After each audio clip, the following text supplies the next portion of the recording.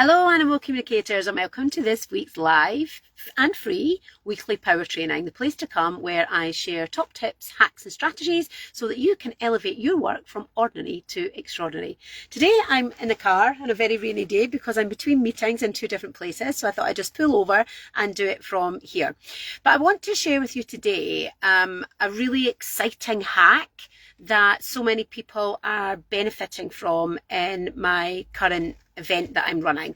So there's over 200 people at the event, and this is the one hack that they are all enjoying the most and making the biggest difference in how they approach their animal communication work, which in turn is resulting in them having big differences in the outcome of their work.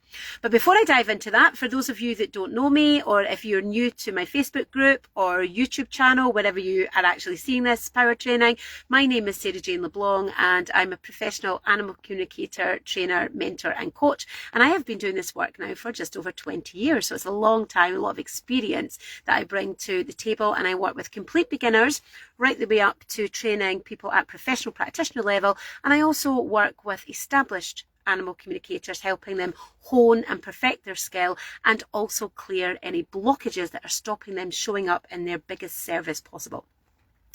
So what is this number one hack? And it's all around behaviour. Behaviour is quite often one of the trickiest pieces for us to work with and to create resolution. And I was kind of deciding which is the most important one to share with you, because there's two that have been running through the event where people have been getting the biggest impact in their work, the biggest shifts in their work. So I'm going to be generous and I'm going to share both with you today. So I'll give you two. So the first one is stop trying to fix it. Without realising, and this is my story, without realising, we can go into fixer mode. I'm a fixer. I like to fix stuff. So if there's a problem with barking or a horse that's rearing and bucking, I want to get to the bottom of that. And I often feel the responsibility as an animal communicator to create that change. So the first piece here is it's not your responsibility to create the change. It's your responsibility to understand the change and get enough information about what's going on in order for the guardian to make the decisions that needs to be made in order to resolve it. So that's the first piece in there. But what the real teaching around this is about the fixing.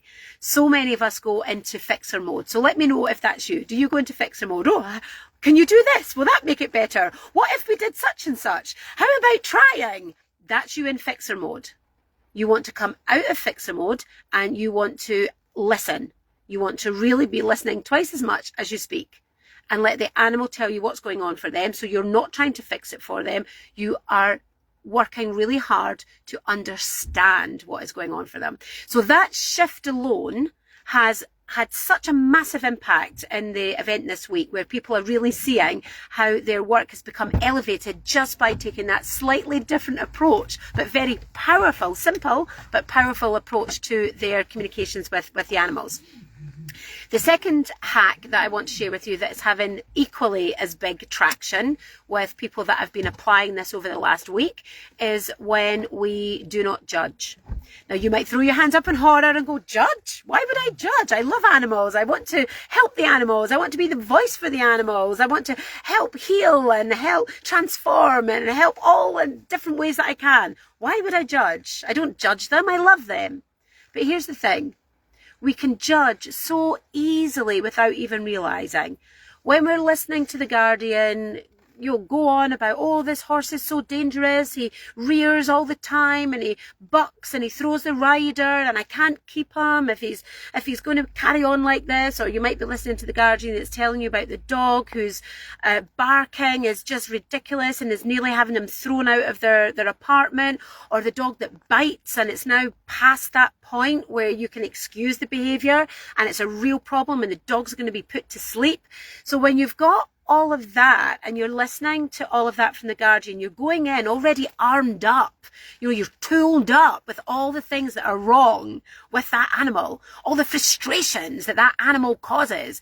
And that makes it really easy to accidentally, inadvertently go into that consultation through the lens of the guardian And we don't want to do that, because when we do that, we are actually judging. We're not creating an equal, open, level playing field.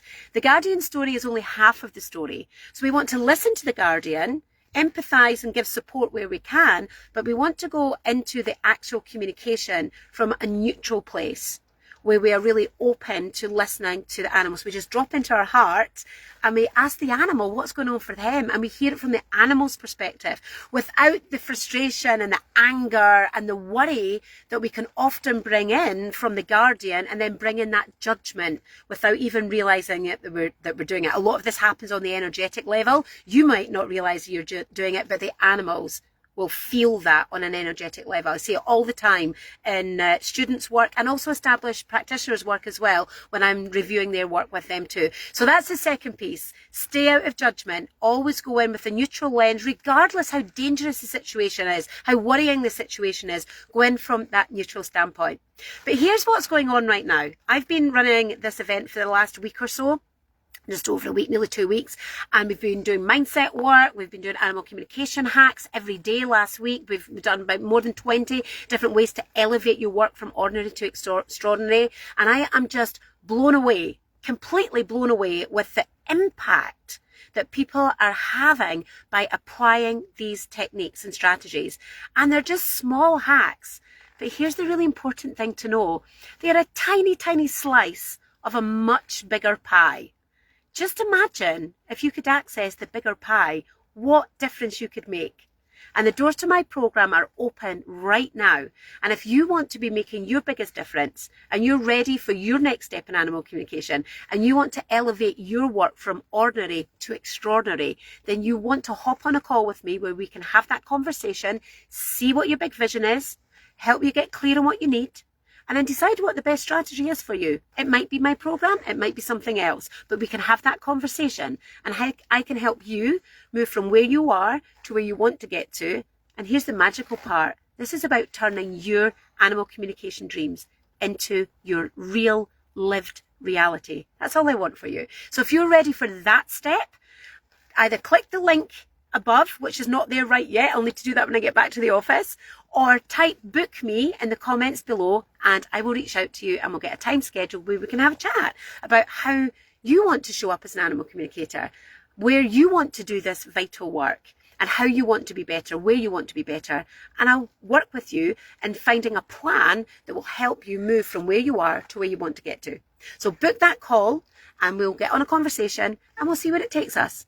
Until then, happy, happy, happy communicating. Till next time. Bye.